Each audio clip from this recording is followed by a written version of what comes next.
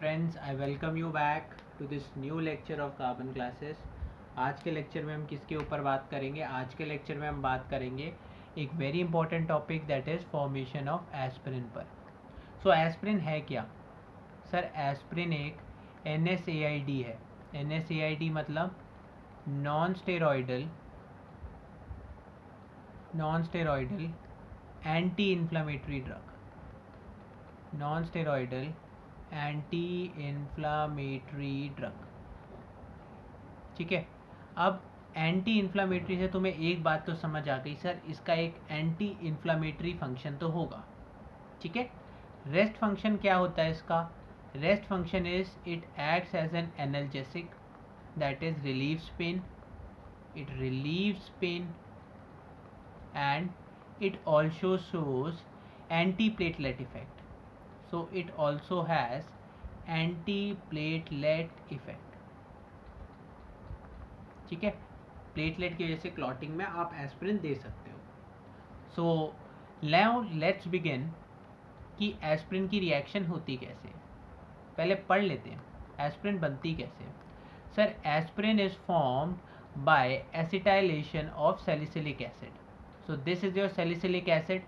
इसकी हमने क्या करी सर? इसकी हमने acetylation करी to produce acetyl salicylic acid that is your benzene.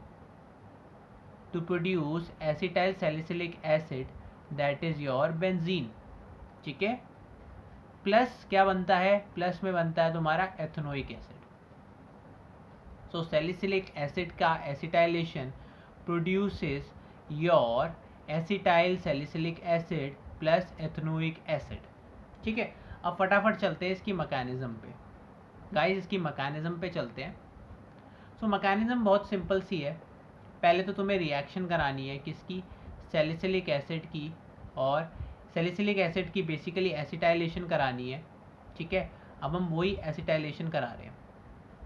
सो एक एसिटाइल ग्रुप हमें दिख रहा है जिससे हम रिएक्शन करा रहे हैं एक्चुअली। अब देखो दो केस होते हैं। सबसे पहले होता क्या है कि सर किसी एक पॉइंट पर दिस ऑक्सीजन के ऊपर जो इलेक्ट्रॉन है वो रेजोनेंस शो करते हैं और इलेक्ट्रॉन पेयर इस पे आ जाता है, इस ऑक्सीजन पेयर पे आ जाता है। सो इस कार्बन पे क्या रहेगा sir? Relatively delta positive charge रहेगा। अब डेल्टा पॉजिटिव चार्ज क्रिएट हो गया। So electron can be given from this oxygen or electron can be donated from the oxygen that is present over here in COH group. लेकिन electron कहाँ से donate होगा sir? Electron would be donated from this oxygen. अब ऐसा क्यों होता है sir? ऐसा इसलिए होता है क्योंकि जो इलेक्ट्रॉन पेयर तुम्हारा COH ग्रुप में है वो रेजोनेंस में है। देखो रेजोनेंस दिख रही है, ये ऑक्सीजन पेयर पे जो इलेक्ट्रॉन प्रेजेंट है वो यहाँ शिफ्ट हुआ, ये ब्रेक हुआ, फिर यहाँ बॉन्ड बन गया डबल बॉन्ड, और यहाँ पर क्या होगा? O negative. So relative net relative oxygen या electron density over oxygen is more in OH group as compare to your COOH group. ठीक है, सो इलेक्ट्रॉन डोनेशन क्या होगा? OH ग्रुप से होगा। अब यहाँ पर ये OH ग्रुप कैसे एक्ट कर रहा है sir? It acts as a nucleophile. So this alcoholic group would donate its electron pair to this delta positive site. ठीक है, अब जैसे ही डेल्टा पॉजिटिव साइट को इलेक्ट्रॉन डोनेट करेगा तो वहाँ पर क्या बन जाएगा?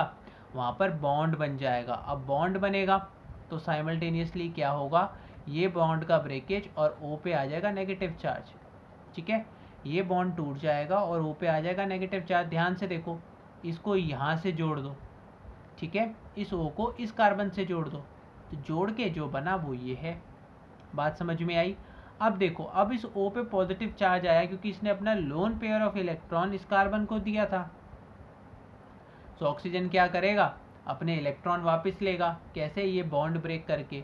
सो रिएक्शन में H+ तुम्हारा फ्री हो गया, रिएक्शन में H+ फ्री हो गया। अब नेक्स्ट स्टेप में क्या होता है सर? नेक्स्ट स्टेप में फिर से रेजोनेंस का केस होता है।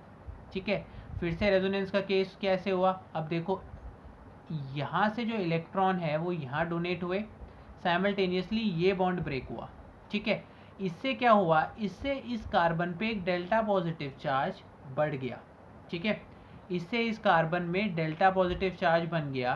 सो इस डेल्टा पॉजिटिव चार्ज को कम करने के लिए this oxygen donates its electron, ठीक है, वैसे इस पे एक्स्ट्रा लोन पेयर था, तो यहाँ पर ये डोनेट करेगा अपने पेयर ऑफ इलेक्ट्रॉन, और साइमल्टेनियसली क्या होगा, साइमल्टेनियसली यहाँ पर ये ऑक्सीजन इलेक्ट्रॉन खींच रहा था क्योंकि रेजोनेंस में आगे दे रहा था, तो इलेक्ट्रॉन इस कार्बन से खींच रहा था, तभी तो इस कार्बन पे डेल पॉजिटिव आया।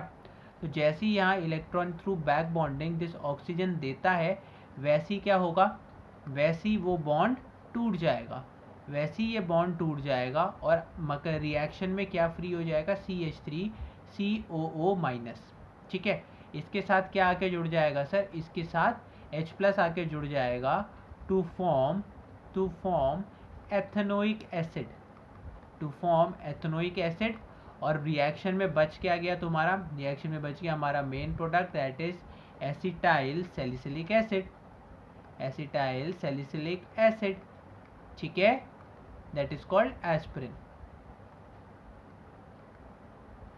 So boys and girls, this was all for today's lecture. Hope you would like it. तो समझ आए तो फॉलो, लाइक एंड कमेंट ज़रूर करना, और इन्जॉय करना chemistry. Thank you guys, keep watching carbon classes.